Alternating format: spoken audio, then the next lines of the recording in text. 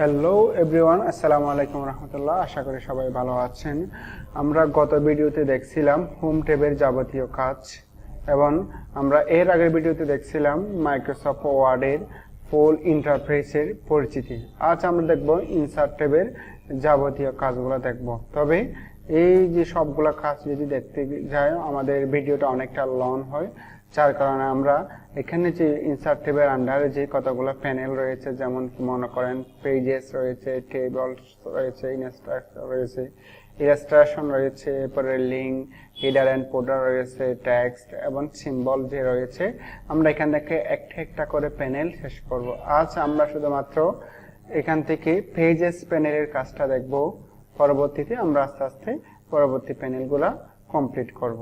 আশা করি বুঝতে পেরেছেন এবং ভিডিওটা শেষ পর্যন্ত দেখে যাবেন। যারা এখনো আমাদের পূর্ববর্তী ভিডিওগুলো দেখেন নাই, মাইক্রোসফট ওয়ার্ডের প্রথম এবং দ্বিতীয় ভিডিও, অবশ্যই ভিডিওগুলো দুইটা অবশ্যই দেখে আসবেন। ওকে, চলো আসলাম আমরা মাইক্রোসফট ওয়ার্ডে। আমরা মাইক্রোসফট ওয়ার্ডে ওপেন করলাম। ওপেন করার পর এখানে যদি আমি এখান থেকে প্রথমে রয়েছে হোম ট্যাব, আমরা যেটা পরবর্তী বা পূর্ববর্তী ভিডিওতে আমরা আলোচনা করেছি। আজ আমরা দেখব ইনসার্ট ট্যাবের আন্ডারে যে পেজেস প্যানেলটা রয়েছে, আমরা এই তিনটা কাজ আমরা আজকে দেখব। প্রথমটা রয়েছে কভার পেজ।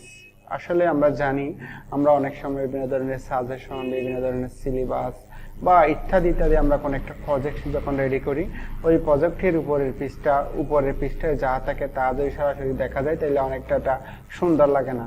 আমি যদি যদি কভার দিই কোনো একটা বইয়ে, যেমন একটা কভার দিলে সুন্দর লাগে, ঠিক তেমনিভাবে আমরা একটা 5 পৃষ্ঠা 10 পৃষ্ঠার একটা সাজেশনের উপর যদি কভার পেজ দিই তাহলে এটা অনেকটা সুন্দর দেখায়। তো এখন আমরা এখান থেকে কভার পেজটা সেট আপ করবো। তাহলে কিভাবে সেট আপ করতে পারি, এখানে আমি জাস্ট এখানে তীর চিহ্নের উপর আমি ক্লিক দেব।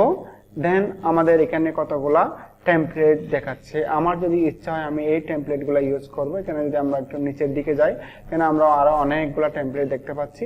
যদি এগুলো পছন্দ হয় তাহলে এখান থেকে আমরা ইউজ করতে পারি। যেমন কি মনে করেন আমার এই টেমপ্লেটটা পছন্দ হয়েছে, দেখেন আমার এই টেমপ্লেটটা পছন্দ হয়েছে আমার এখানে একদম উপরের পেজে বা কভার পেজে। এই জন্য আমরা এটাকে ডিজাইন করব। যদি আমি এটাকে ডিজাইন করতে যাই, যেমন কি মনে করেন এখানে আমাদের এখন কত সাল চলতেছে এটা দেব, 2023 দিলাম।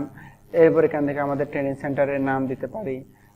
এখানে আমাদের এখান থেকে আমি PIT দিলাম।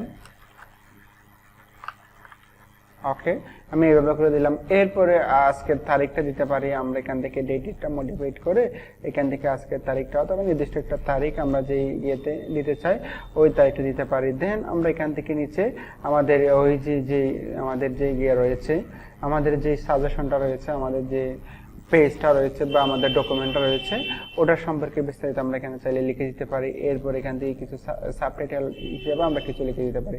এইভাবে করে আমি যদি চাই এটাকে আমি কভার পেজ হিসেবে নিজের মতো করে যেই নির্দিষ্ট যে টেমপ্লেট দেওয়া হয়েছে ওই টেমপ্লেটের মতো করে আমরা করে নিতে পারি। দেন আপনার যদি এটা এডিট করতে হয়, কোনো ধরনের এডিটের প্রয়োজন হয়, তাহলে কিভাবে করবেন আমি এটাও দেখাচ্ছি। আমি ইনসার্ট ট্যাবে গেলাম, এখান থেকে দেখেন, এখান থেকে আমরা একটু নিচে যাব, এখানে দেখেন রিমুভ কারেন্ট কভার পেজ। আপনি যদি কভার পেজটা যদি ডিলিট করতে চান তাহলে এখান থেকে ডিলিট করতে পারবেন। আমি জাস্ট এখান থেকে রিমুভ কারেন্ট কভার পেজ দিলাম, এটা অটোমেটিকলি ডিলিট হয়ে গেছে।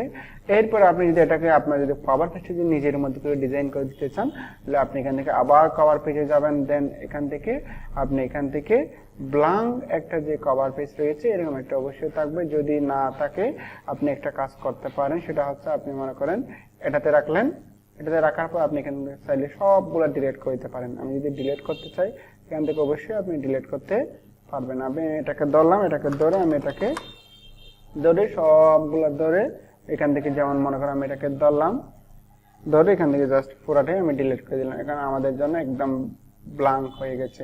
তাহলে এটাকে আমি আমাদের নিজের মতো করে ডিজাইন করে বিভিন্ন শেপ টেপ দিয়ে, যেমন মনে করেন এখানে আমি ইনসার্ট আসলাম, এখান থেকে আমি এখানে আসলাম, এখান থেকে আমি বিভিন্ন শেপ নিয়ে এখান থেকে আমি নিজের মতো করে ডিজাইন করতে পারবো। এখানে আমি লিখলাম, একটা নাম লিখে ফেললাম। এখান থেকে আমি যদি ট্যাক্স অ্যাড করতে চাই নিজের মতো করে আর কি, যেভাবে করে ডিজাইন করে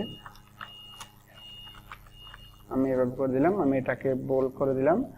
এরপর এখান থেকে আমি এটাকে মোটা করে দিলাম। দেন আপনি এটাকে আপনার নিজের মতো করে যেভাবে যা যা লিখতে হয় ওইভাবে করে নির্দিষ্ট শেপ নিয়ে এখান থেকে শেপ টেপ নিয়ে আপনার মতো করে আপনি কি করতে পারেন, ডিজাইন করতে পারেন। এই হচ্ছে মোটামুটি কভার পেজের ধারণা। আপনি চাইলে আপনার নিজের মতো করে একটা কভার পেজ সেট আপ করে নিতে পারবেন। এখন আমি চাচ্ছি যে এই কভার পেজটা আমি ডিলিট করতে পারবো, আমার লাগতেছে না, তাহলে আমি এখন কি করব, এখানে কভার পেজের জায়গায় যাবো, এখান থেকে দেখেন রিমুভ কারেন্ট কভার পেজ, এটাতে দিলে আপনার কভার পেজটা অটোমেটিকলি ডিলিট হয়ে যাবে। ওকে, আশা করি বুঝতে পেরেছি আমরা কভার পেজের বিষয়টা। এরপর রয়েছে ব্ল্যাঙ্ক পেজ। মনে করেন আপনি প্রথম পেজে আছেন, যেমন কি আমি এই জায়গায় কার্সরটা রাখলাম, আমি চাচ্ছি যে একটা ব্ল্যাঙ্ক পেজ চাচ্ছি, আমি চাচ্ছি যে এই যে লেখাটা রয়েছে আমরা যে জায়গার মধ্যে কার্সরটা রাখলাম, কার্সরের পরে একটা ব্ল্যাঙ্ক পেজ চাচ্ছি আমি এখানে জাস্ট এই জায়গায় কার্সরটা রেখে জাস্ট এখান থেকে আমি ব্ল্যাঙ্ক পেজে ক্লিক করে দিলাম। দেখেন আপনি যদি একটু খেয়াল করেন, আমাদের লেখাটা ছিল যে এখানে, আমাদের কার্সরটা এখানে ছিল, আমরা যখন ব্ল্যাঙ্ক পেজের উপর ক্লিক দিলাম এখান থেকে দেখেন সাথে সাথেই আমাদের মাঝখানে একটা পেজ কি হয়ে গেছে, একদম ব্ল্যাঙ্ক পেজ চলে আসছে আমাদের জন্য। এই হচ্ছে ব্ল্যাঙ্ক পেজের বিষয়। দেখেন পরবর্তী যে লেখাগুলো ছিল সেগুলো পরবর্তী পেজে অ্যাটাচ হয়ে গেছে। এই হচ্ছে ব্ল্যাঙ্ক পেজের বিষয়।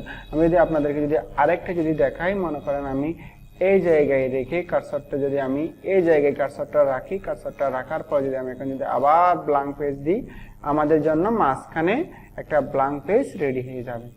এই হচ্ছে ব্ল্যাঙ্ক পেজের সিস্টেম। আশা করি বুঝতে পেরেছ। এরপর রয়েছে পেজ ব্রেক। এটাও অনেকটা সহজ, আমরা যদি একটু যদি মনোযোগ দিই।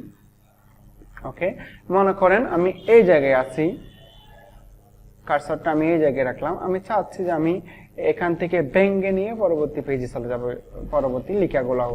তাহলে আমি কি করব, অথবা আমি এখান থেকে দেখাচ্ছি, এই জায়গায় দেখাচ্ছি, আমি এখান থেকে এই জায়গায় দেখাচ্ছি, এখানে আমি রাখলাম কার্সরটা, আমি এখান থেকে জাস্ট দেব পেজ ব্রেক। দেখেন আমি এখানে জাস্ট একটা ক্লিক দিলাম, দেখেন আমি এই জায়গায় ছিলাম, এই জায়গায় যখন আমি পেজ ব্রেকে ক্লিক দিলাম সাথে সাথে এখানে পরবর্তী লেখাগুলো সহ পরবর্তী পেজে চলে আসছে। এই হচ্ছে পেজ ব্রেকের বিষয়। আশা করি বুঝতে পেরেছেন। যদি না বুঝে থাকেন অবশ্যই ভিডিওর নিচে একটা কমেন্ট করে জানাবেন। ওকে, ধন্যবাদ। কথা হবে পরবর্তী ভিডিওতে। ওকে, আসসালামু আলাইকুম রহমতুল্লাহ।